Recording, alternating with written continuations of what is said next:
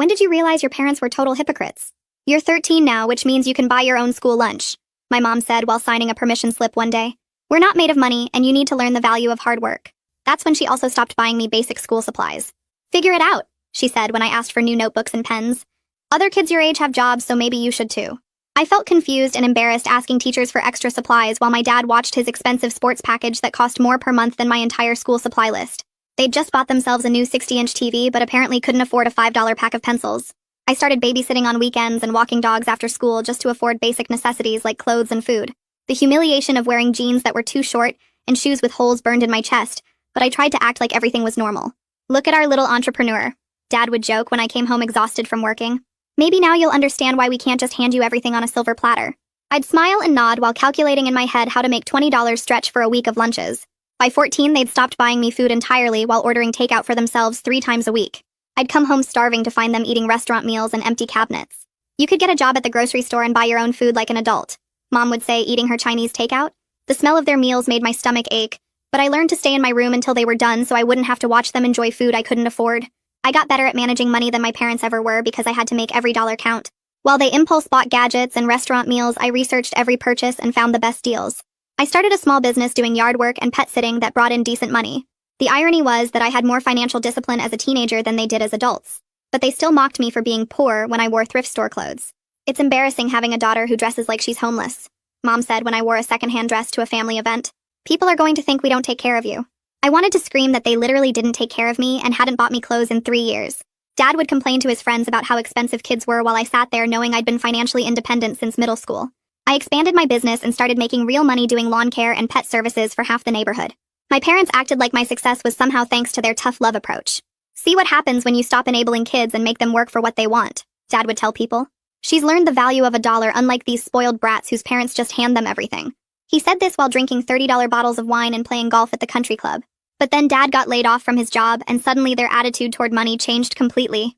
We're going through a rough patch financially, Mom explained while asking if I could loan them money for groceries. Just until your father finds something new. I watched them panic about missing one mortgage payment while I'd been budgeting down to the penny for years. They had no savings despite making good money because they'd spent every dollar on wants instead of needs. You've got all that money just sitting in your account, Dad said when I refused to give them cash. Family helps family during hard times. I reminded him that family was supposed to help family when I was 13, and eating peanut butter for dinner every night. That was different because we were teaching you responsibility, Mom said like that made any sense. This is a real emergency. They kept asking for money every few days and getting angrier when I said no. You're being selfish and ungrateful after everything we've done for you, Dad said during one of his begging sessions. We could have kicked you out years ago, but we let you live here for free. I pointed out that letting your minor child live in your house was the legal minimum requirement for parents. Don't get smart with us when we're asking for help, Mom snapped back. I was counting my savings and planning to move out for college when both my parents cornered me in the kitchen with serious expressions. We've been talking, and we think it's time for you to start contributing to household expenses, Mom said while Dad nodded behind her. You're 15 now and you make good money, so it's only fair that you pay rent. Dad stepped closer with a contract in his hands. $500 a month plus utilities, or you can find somewhere else to live. I stare at the contract Dad's holding and my mind goes completely blank for a second. The paper has official-looking headers and lines for signatures. $500 a month plus utilities means I'd be paying nearly everything I earn, leaving almost nothing for food or emergencies. I did the math in my head fast. Between my lawn care business and the pet sitting, I bring in about $600 on a good month.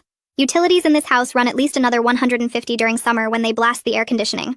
That would leave me $50 for everything else. Food, clothes, school supplies, gas for the mower, everything. My parents are watching me like they expect me to just sign. Mom has her arms crossed and Dad's holding out a pen. I tell them I need time to think about it and retreat to my room before they can argue. Dad calls after me about being dramatic, but I close my door and lock it. My hands shake as I pull out my budget notebook and run the numbers, confirming what I already know. This would destroy everything I've built. I've been so careful with every dollar for 3 years. I have $2,000 saved up for emergencies and college application fees. If I paid them rent, that savings would be gone in 4 months, and I'd have nothing left over for the basics they stopped providing. I write out different scenarios, but they all end the same way. There's no version where this works without me going hungry or losing my business equipment. The notebook pages blur a little because my eyes are watering, but I'm not crying. I'm just mad and scared and trying to figure out what to do. That night, I lie awake researching on my phone whether parents can legally charge their minor child rent. The answers are confusing and vary by state, but most sources say parents have a duty to provide basic support until 18. Some forums have people saying their parents charged them rent as teenagers and it was fine. Others say it's neglect if the parents aren't providing food and necessities. I find a legal aid website that says parents have to give kids shelter, food, clothing, medical care, and education. Charging rent might be okay if they're still providing all that other stuff. But my parents haven't bought me food in over a year. They haven't bought me clothes since I was 12. I screenshot everything that seems relevant and save it in a folder on my phone. Around 2 in the morning, I finally fall asleep with my phone still in my hand. When my alarm goes off, I feel exhausted and my eyes hurt from reading tiny text for hours. The next morning, I tell my parents I'm not signing anything until I talk to someone at the school about it. We're in the kitchen and they're eating breakfast they bought for themselves. Dad's face turns red and he starts yelling about disrespect. He says I'm being ungrateful and they have every right to charge me rent. Mom joins in saying I'm acting like a spoiled brat who thinks she's too good to help her own family. I stay calm even though my heart is pounding. I tell them I just want to make sure I understand everything before I sign a legal contract. Dad slams his coffee mug on the counter and coffee splashes everywhere. He starts toward me, but I grab my backpack and leave for school early. I hear him yelling behind me as I walk down the driveway, but I don't look back. My hands are shaking again as I unlock my bike. The ride to the school usually takes 15 minutes, but I do it in 10 because I'm pedaling so hard. I spend my morning classes barely paying attention, trying to figure out who I can trust with this. My math teacher is explaining something about equations, but I'm just staring at my notebook. In English, we're supposed to be doing group work, but I tell my group I don't feel good and sit by myself. The school counselor, Mr. Gilmore, has always been nice when I've seen her in the halls, so during lunch I walk to her office. The main office secretary asks if I have an appointment. I tell her it's kind of an emergency, and she looks at me for a second before picking up the phone. 5 minutes later, Mrs. Gilmore comes out and brings me into her office. She's probably in her 40s with gray hair, and she's wearing a cardigan even though it's warm. Her office has plants on the windowsill and motivational posters on the walls. Mrs. Gilmore listens to everything without interrupting, and when I finish, she looks genuinely concerned. I tell her about being 13 when they stopped buying lunch and supplies, about working since middle school to afford food and clothes, about them ordering takeout while I ate peanut butter, about the locked pantry and the contract Dad wants me to sign. She writes things down in a notebook and nods. When I'm done talking, she asks if I feel safe at home and whether my parents have ever been physically violent, which they haven't. She asks if they've ever hit me or threatened to hurt me. I tell her no, they've never done that. They just stopped taking care of me financially, and now they want me to pay them. Mrs. Gilmore's expression gets more serious and she taps her pen on the desk. She explains that while she's not a lawyer, charging rent to a minor raises serious questions about parental obligations. She says parents are supposed to provide basic necessities until their kids turn 18. If they're charging rent but not providing food or clothes, that could be considered neglect.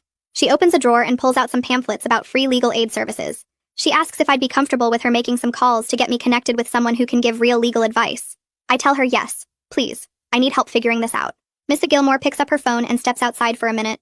Through the window in her door, I can see her talking to someone and writing things down. When she comes back, she tells me she left a message with legal aid, and they should call back within a day or two.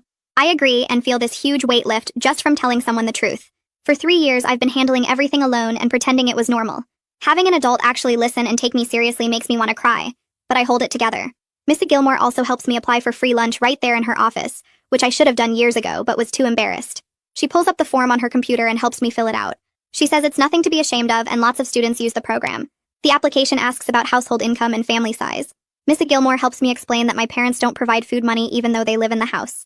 She submits it electronically and says I should be approved within a few days. When I leave her office, I feel lighter than I have in months. Someone knows. Someone is helping. I'm not completely alone anymore.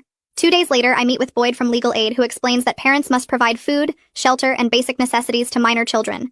Mrs. Gilmore set up the meeting and drove me to the Legal Aid office downtown after school. Boyd is younger than I expected, maybe in his 30s, with glasses and a tie. His office is small with boxes of files stacked everywhere. He has me sit down and pulls out a yellow notepad. He asks me to start from the beginning and tell him everything. I go through the whole story again and he takes notes the entire time. When I get to the part about the rent contract, he stops writing and looks up. Charging rent could be considered neglect if it prevents them from meeting those obligations, he says. He explains that parents have a legal duty to support their minor children. They can't just decide to stop providing necessities and charge rent instead. Boyd asks detailed questions about what my parents do provide versus what I pay for myself. When I list everything, food, clothes, school supplies, toiletries, his expression gets more serious. He writes it all down in 2 columns labeled provided and not provided. The not provided column is way longer. He asks about their income and whether they're actually struggling financially or just choosing not to spend money on me. I tell him about the sports package and the golf membership and the restaurant meals, about how they had plenty of money until Dad got laid off a few months ago. Boyd nods and keeps writing. He asks if I have any proof of what I'm telling him. I show him the screenshots from my phone of their takeout orders piled up in the trash while my cabinets were empty. Photos of the locked pantry. My budget notebook showing every dollar I've earned and spent for 2 years. Boyd looks through everything carefully and his jaw gets tight.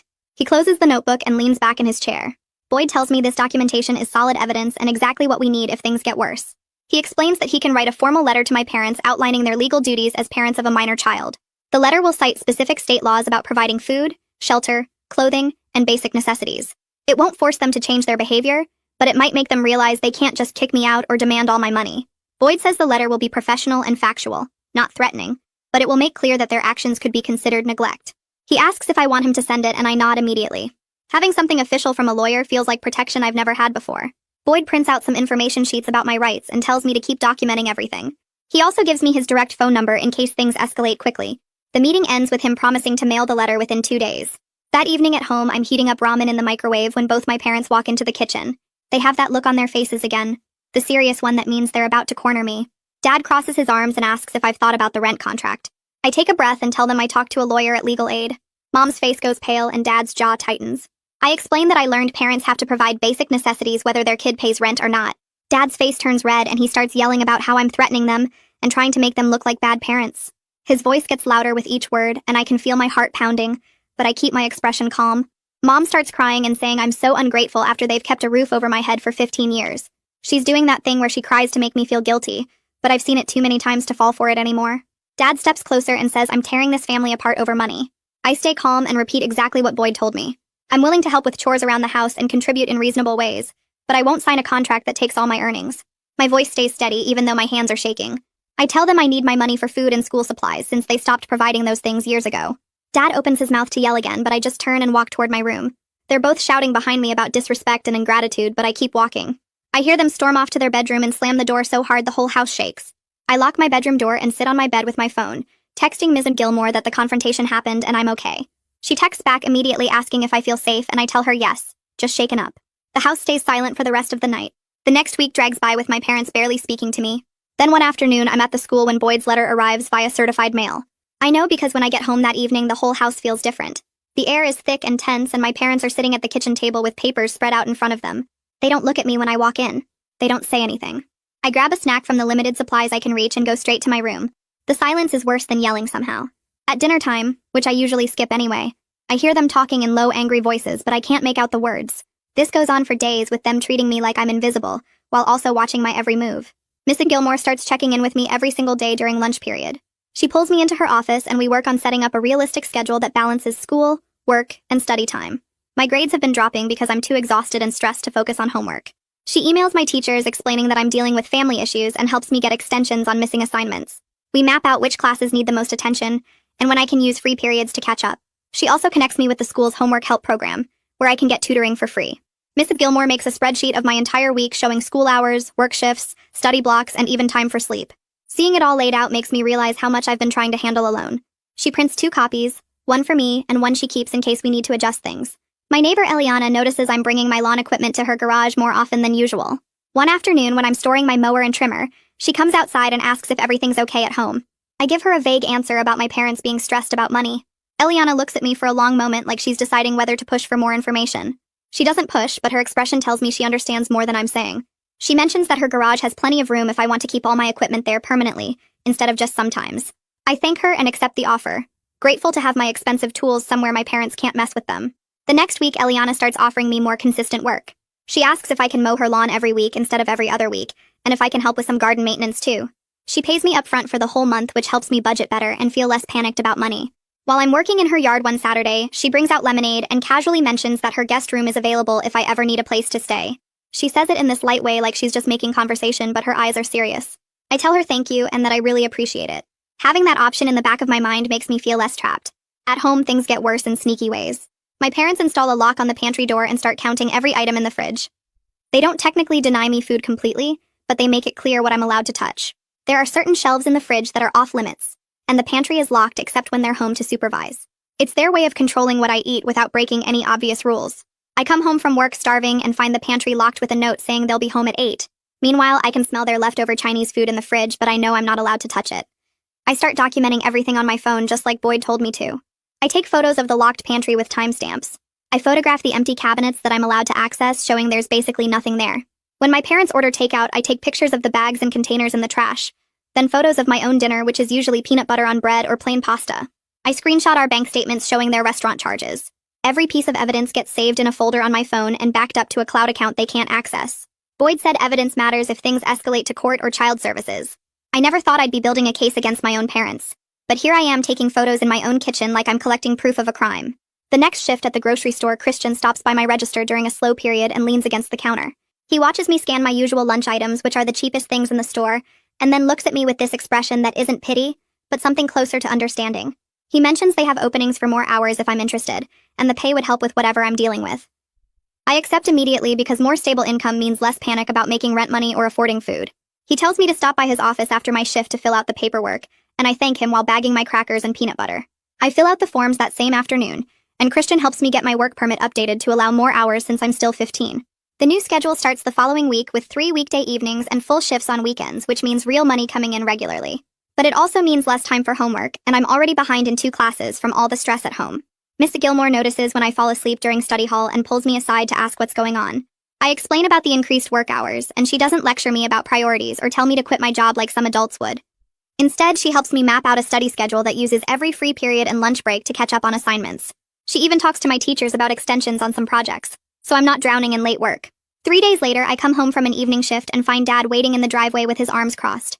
He starts yelling before I even get out of my car about how he heard I'm getting free lunch at the school now.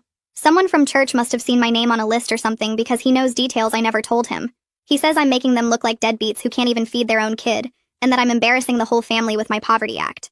I try to walk past him toward the house, but he blocks my path and keeps going about how people at church are probably gossiping about what terrible parents they must be. His voice gets louder with each sentence, and I notice Eliana's porch light turn on across the street. She comes outside and just stands there on her porch watching us with her arms folded. Dad notices her standing there, and his voice drops to an angry whisper, but I can see his jaw clenching and his fists tight at his sides. He tells me this conversation isn't over, and storms back inside, slamming the door hard enough that the windows rattle. The following weekend, I come home from mowing lawns to find my equipment sitting in the middle of the yard, completely soaked from the rainstorm that came through that morning. My parents swear they didn't know it was going to rain, and that they needed to get the car out of the garage for errands. But my mower won't start, and when I check the engine, I can see water damage that's going to cost more to fix than the mower is worth. I sit on the wet grass, staring at my ruined equipment and feeling like I might actually cry for the first time in months. This mower represented half my business, and replacing it will take weeks of saving. Eliana comes over an hour later and finds me still sitting there trying to figure out what to do. She looks at the destroyed mower and then at my parents' car parked in the driveway, and doesn't ask any questions about how this happened. She tells me to bring all my equipment to her garage right now, and that I can store everything there permanently, so this never happens again. I load up my trimmer and remaining tools and follow her across the street, feeling grateful that at least one adult in my life actually helps instead of sabotaging me. Back at work, Christian calls me into his office and offers me a permanent part-time position with set hours every week and a small raise. The stability means I can actually plan my budget instead of scrambling for irregular yard work money. I can count on a specific amount each paycheck and know exactly what I'll have for food and supplies. He also mentions that employee discounts apply to groceries, which will stretch my food money even further. That same week, I'm organizing my room when I notice Dad's been going through my things. My bank statements are out of order, and there are fingerprints on papers I keep in my desk drawer. I confront him about it, and he acts like it's his right to know what I'm doing with my money since I live in his house. Boyd's voice echoes in my head about keeping my finances separate, so I go online and open a prepaid debit card account that only I can access. I transfer most of my savings and set up direct deposit from work, so my parents can't track my income anymore. Boyd said documentation matters, and this is one more layer of protection. Sunday morning at church, someone apparently asks Dad directly about the rent situation, because he comes home absolutely furious about people gossiping about our private business. He slams things around the kitchen while Mom sits at the table looking embarrassed and won't make eye contact with anyone. She keeps saying they should never have mentioned anything to anyone, but Dad insists they didn't say a word, which means someone else is talking. I stay in my room and listen to them argue about who might have found out and how to handle the rumors now spreading through their social circle. Missy Gilmore schedules a mediation meeting at the school the following Wednesday with my parents, herself, and a social worker from the district. We all sit around a conference table, and the social worker explains that she's there to help us reach an agreement that works for everyone. My parents immediately launch into complaints about how disrespectful I've been and how I refuse to help the family during hard times. Dad brings up every perceived slight from the past month, while Mom nods along, adding her own examples. The social worker listens patiently and then redirects by asking what specific support my parents currently provide. The room gets quiet as they struggle to list actual things they pay for beyond the roof over my head. The social worker asks about food access, clothing, school supplies, and my parents give vague answers about teaching responsibility. She asks me directly what I purchase for myself, and I list everything while my parents sit there looking uncomfortable. After an hour of back and forth, we reach a temporary agreement where I won't pay rent for now, but I'll do more chores around the house to contribute. The social worker writes everything down in detail, including which chores, how often, and what my parents agree to provide in return. She prints copies for all of us and explains this is a working agreement we'll revisit in a month. My parents sign it looking annoyed but cooperative, and I take my copy knowing this piece of paper gives me something official to point to if they try changing the terms later. A few days later, I'm coming home from the school when I see Dad loading his golf clubs into someone's car in the driveway. He hands over the clubs and takes cash from the buyer, then watches the car drive away with this bitter look on his face. Inside, he counts the money at the kitchen table, and I hear him mutter something about paying the credit card company before they sue him. He doesn't ask me for money that whole week, which feels like progress, even though I can tell he's upset about losing his golf stuff. Mom surprises everyone by announcing she got hired at a retail store in the mall doing part-time work. She starts the following Monday and comes home that first day complaining about standing for 6 hours straight and dealing with rude customers. Every evening after her shifts, she talks about how tired she is and how her feet hurt. But it's weird seeing her actually work for the first time in years. The extra money helps because we start eating cheaper meals at home more often instead of them ordering takeout. Mom makes pasta with basic sauce, rice and beans, simple chicken dishes that don't cost much. It's not fancy, but it means I'm not hiding in my room eating peanut butter sandwiches while they enjoy restaurant food. I actually sit at the table with them during dinner, which hasn't happened in forever. One evening, Mom and I end up alone in the kitchen washing dishes together after Dad goes to watch TV. She's scrubbing a pot and mentions out of nowhere that her parents were really strict about money when she was growing up. She says they made her account for every dollar and never let her buy anything fun. It's not an apology, and she doesn't connect it to how she's treated me, but it's the closest she's ever come to explaining why she acts the way she does. I just nod and keep drying plates because I don't know what to say to that. Dad gets a call about an interview at a warehouse across town, and his whole mood changes. He actually seems hopeful for the first time in weeks, talking about the pay rate and benefits while looking at the company website. The tension in the house drops a little while we wait to hear back about whether he got to the next round. I use some of my savings to take my lawnmower to the repair shop, because the engine's been acting weird. The guy fixes it, and I also buy better equipment that will last longer, a new trimmer and some professional grade tools. Eliana sees me unloading everything and offers to let me organize her garage so all my business supplies are in one place and easy to access. We spend a Saturday afternoon setting up shelves and hanging tools on the wall. She labels everything and even makes a schedule board where I can track which clients need service each week.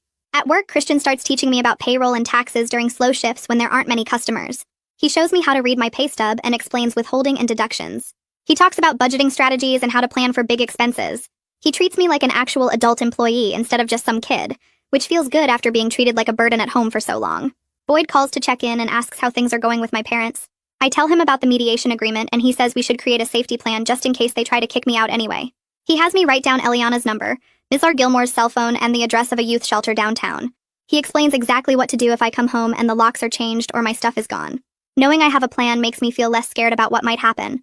My parents start cooking at home more regularly, and one day I notice the lock is gone from the pantry. Mom actually asks if I want anything special from the grocery store next time she goes, which is so weird I almost don't believe it's happening. She writes down that I like the wheat bread and a certain brand of peanut butter. It feels strange but good to have normal food access like a regular kid. Then I'm walking past the kitchen counter and see the cable bill sitting there with the payment amount circled. I pick it up and notice they've reactivated the sports package that Dad canceled a few weeks ago. All that progress with selling the golf clubs and cutting expenses, and they're already slipping back into their old spending patterns. The bill is almost $60 higher than it was, and they haven't even mentioned it to me. I put the paper back down and walk to my room feeling that familiar frustration building in my chest. They can't help themselves even when they're supposed to be learning to manage money better. 2 days later, I'm doing homework in my room when I hear raised voices from the kitchen. Dad's yelling about the bank sending an overdraft notice, and Mom's voice gets louder saying she didn't know the account was that low.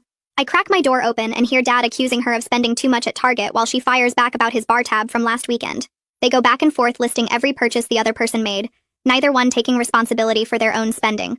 The argument lasts almost an hour before they both storm off to separate rooms, and I realize they learned absolutely nothing from the past few weeks. The next morning, Dad corners me before school and starts talking about how the household bills keep climbing. He says I need to start contributing something because the expenses are too high for just the two of them to handle. I pull out my phone and show him the photo I took of our written agreement from the mediation meeting, the one that says no rent until I'm 18. He gets red in the face, but I stay calm and tell him I'm not discussing it further because we already agreed on terms. He mutters something about ungrateful kids and walks away, but I can tell he's planning something else. That evening, Mom catches me in the hallway with this fake, cheerful expression and starts explaining a new system she thought of. She says instead of calling it rent, we could do chore credits where I earn points for household tasks, and those points count toward covering expenses. I stare at her for a second before saying that sounds exactly like rent with extra steps, and the answer is still no. Her smile drops and she huffs off to complain to Dad about how difficult I'm being. I go to my room and text Boyd about what just happened, and he responds within minutes saying I should start documenting everything in detail. I open a new note on my phone and begin writing down what food is currently in the cabinets, what time my parents ordered pizza for dinner, while I ate cereal, and I take photos of the bills they left on the counter showing their spending patterns. Boyd said if we need to escalate the situation, having solid evidence will protect me from their version of events. I make entries every day noting when they buy takeout, when the pantry has food I can access, and any comments they make about money or my supposed obligations. The documentation makes me feel less powerless because at least I'm building a record of what's actually happening versus what they claim. 3 days later, I'm at the school when Mr. Gilmore calls me to her office and shows me an email she's drafting to my parents. The message is professional and polite, but the warning is crystal clear, stating that if the agreed terms from our mediation are violated in any way, she'll be required to file a formal report with Child Welfare Services. She asks if I'm okay with her sending it, and I nod. Yes, knowing my parents will be furious, but also knowing they need this boundary enforced by someone with authority. She hits send while I'm sitting there, and I watch the email disappear into the void, heading toward my parents' inbox where it will definitely cause an explosion. That Saturday, I'm working my shift at the grocery store, restocking shelves in the cereal aisle, when I see Dad walk through the front doors. My stomach drops because he's not here to shop based on the angry expression on his face and the way he's scanning the store looking for me. He spots me and walks straight over, his voice getting loud as he starts going off about how I'm making them look like terrible parents and turning everyone against them. Customers are stopping to stare, and I feel my face burning with embarrassment as he keeps ranting about ingratitude and disrespect. Christian appears from the back room and walks up calmly, positioning himself slightly between me and Dad. He tells my father in this firm but polite voice that he needs to leave the store, and Dad starts arguing that he has a right to talk to his own daughter. Christian doesn't back down, just repeats that he needs to leave now, or Christian will call the police for causing a disturbance. Dad looks like he wants to argue more, but something in Christian's expression makes him turn around and storm out, shoving the door open hard enough that it bangs against the wall. I'm shaking so badly I have to sit down on a step stool, and both Christian and Ariana come over to check on me. Christian says I did nothing wrong and they have my back completely, while Ariana pulls out the incident report form and starts writing down everything that happened with times and details. She tells me in this matter-of-fact way that if Dad comes back to the store, they won't hesitate to call the police for trespassing, and knowing they're serious about protecting me makes me feel safer than I have in months. After my shift, I go straight to Mr. Gilmore's house since she gave me her address for emergencies, and I tell her everything about the store incident. Her expression gets more concerned as I talk, and when I finish, she says she needs to file that report with child welfare now, because my dad showing up at my workplace to confront me crosses a serious line. The next day, a woman named Kathleen calls my cell phone and introduces herself as a caseworker, explaining she needs to schedule a home visit to assess the situation. My whole body feels cold and relieved at the same time, because I wanted help, but I'm also scared about what happens next and whether this will make everything worse. Kathleen schedules the visit for Thursday afternoon and says she'll need to speak with me privately, inspect the house, and review some financial information with my parents. When I tell my parents about the visit, they immediately go into panic mode. Mom starts deep cleaning every room like we're preparing for a military inspection, scrubbing baseboards and organizing closets that haven't been touched in years. Dad coaches her on what to say, practicing answers about how they provide everything I need, and I'm just being dramatic about normal family disagreements. I listen to them rehearse their version of events and decide I'm not playing along with any of it. When Kathleen arrives on Thursday, I'm just going to tell her the truth calmly, and let her draw her own conclusions based on facts instead of my parents' spin. Thursday comes and Kathleen shows up right on time, a woman in her 40s with a professional but kind demeanor carrying a tablet and folder. She talks to all three of us together first, asking basic questions about our household and daily routines. Then she asks to speak with me alone in my room. I show her my budget notebook, my documentation of food access and spending patterns, and the photos of bills on my phone. She doesn't look shocked or judgmental, just takes notes and asks clarifying questions about specific incidents and timelines. After talking to me for almost an hour, she inspects the house room by room, checking the pantry and fridge and taking photos of her own. Finally, she sits down with my parents in the living room, and I'm asked to join them. Kathleen speaks directly and clearly, telling my parents that charging rent to a minor child is inappropriate and potentially constitutes neglect of their legal duties. She explains they must ensure I have regular access to food and basic necessities, and she'll be monitoring the situation with follow-up visits. My parents nod and agree to everything she says, their faces showing a mix of embarrassment and resentment. But I can tell they understand she's not making suggestions. She's setting requirements they have to follow. Kathleen packs up her tablet and folder and walks to the door while my parents follow her with tight smiles on their faces. The second her car pulls away from the curb, the fake politeness drops completely. Mom goes straight to the pantry and removes the lock without saying a word, throwing it in the trash with more force than necessary. Dad pulls out his phone and starts scrolling through job listings while sitting at the kitchen table with his jaw clenched. Neither of them looks at me or acknowledges what just happened, but I can feel their anger filling up every corner of the house. Over the next few days, they buy groceries and leave them where I can reach them, but they arrange the items in a way that feels deliberate, like they want me to know they're only doing this because they have to. Mom makes a point of sighing loudly whenever she puts food in the fridge, and Dad mutters under his breath about government overreach and people not minding their own business. The rent contract disappears from the counter, but nobody mentions it, like pretending it never existed will somehow erase the whole situation. I keep my documentation updated anyway, taking photos of the unlocked pantry and the stocked fridge just in case things change again. 2 weeks after Kathleen's visit, Dad starts his warehouse job on the night shift loading trucks. He leaves for work at 10 p.m. and gets home around 7 a.m., sleeping most of the day before getting up to eat dinner and leave again. The exhaustion shows in everything he does, from the way he moves slower to how he falls asleep on the couch before his alarm goes off. The good part is that he's too tired to start arguments about money or anything else, which makes the evenings quieter than they've been in months. Mom seems relieved to have him out of the house at night, and she stops walking on eggshells waiting for the next fight to start. I come home from the school one afternoon to find Mom sitting at the kitchen table with worksheets spread out in front of her. She explains that her employer offers free financial literacy classes during lunch breaks, and she decided to attend one. The worksheets cover basic budgeting, tracking expenses, and setting savings goals, all things I figured out years ago by necessity. But seeing Mom actually engaged with the material and taking notes surprises me because she's never shown interest in managing money before. She asks me a few questions about how I track my business income and expenses, and for the first time we have a normal conversation about finances without anyone getting defensive or angry. It doesn't fix everything, but it feels like a small step towards something better. My daily routine settles into a predictable pattern over the next month. I wake up, go to the school, work my afternoon shift at the grocery store, come home to do homework, handle my assigned chores, and get to bed at a reasonable hour. The stability means I'm not constantly exhausted anymore, and my grades start climbing back up from where they'd dropped during all the stress. Teachers notice the improvement, and a few of them mention how glad they are to see me doing better. I'm not constantly calculating how to stretch $20 or worrying about whether there will be food when I get home. Life isn't perfect, and my parents still barely talk to me beyond basic household communication, but at least it's predictable and I can focus on the school and work without constant crisis management. One Saturday morning, Eliana texts me asking if I want to spend the weekend at her house just to relax and decompress. She says her husband is visiting his sister and she'd enjoy the company. Plus, she knows things have been tense at my house. I ask my parents and expect them to make a big deal out of it, but Dad just shrugs and says fine while Mom nods without looking up from her budgeting worksheet. I pack a bag and walk over to Eliana's house that afternoon, feeling lighter with each step away from my own front door. The weekend turns out to be exactly what I needed. Just 2 days of watching movies, helping Eliana with some gardening projects, and eating meals without any tension in the air. She doesn't pry about my home situation, but makes it clear I'm welcome at her house anytime I need a break. Sunday evening, I head back home feeling completely recharged and ready to handle whatever comes next. 3 weeks later, Kathleen shows up for her follow-up visit and sits down with all three of us in the living room. She reviews her notes from the first visit and asks specific questions about food access, my school performance, and household expenses. My parents answer politely and show her the unlocked pantry, the stocked fridge, and Mom's budget worksheets.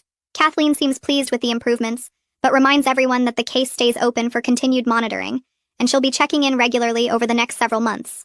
After she leaves, my parents go back to their quiet resentment, but they don't change anything back, apparently understanding that Kathleen wasn't making suggestions. I meet with Mrs. Gilmore during lunch one day to talk about my plans for junior and senior year. She mentions a dual enrollment program that lets high school students take college classes at the community college, earning both high school and college credit at the same time. The program covers tuition, and there are scholarships available for books and transportation. Mrs. Gilmore helps me fill out the application right there in her office, and writes a strong recommendation letter highlighting my work ethic and academic improvement. I submit everything before the deadline and try not to get my hopes up too much, but the idea of getting a head start on college while still in high school feels like exactly the kind of opportunity I need. About a week after I submit the application, Mom approaches me in the kitchen and asks if I could loan them some money to cover an unexpected car repair. Dad stands behind her nodding, and they both have that familiar desperate look I remember from when Dad first lost his job. I tell them I can write up a formal loan agreement with the amount, interest rate, and repayment schedule, so we're all clear on the terms. I pull out my laptop and start typing up a simple contract while they watch. Their expressions shift from hopeful to uncomfortable, and Dad finally says, "Never mind. They'll figure something else out." They walk away, and I save the blank loan agreement template for next time, knowing that having everything in writing protects both them and me. The following weekend, I notice the big TV is gone from the living room. Mom explains that they sold it to help pay down their credit card debt, and Dad canceled the expensive sports package permanently. The living room looks empty without the huge screen, and I can tell they both hate having made these changes. But it's real progress toward getting their finances under control, even if they clearly resent every step. Dad complains about missing his games, and Mom mentions several times how small the old TV in their bedroom looks compared to what they had. I don't point out that these are the kinds of sacrifices I've been making since I was 13, because that would just start another fight.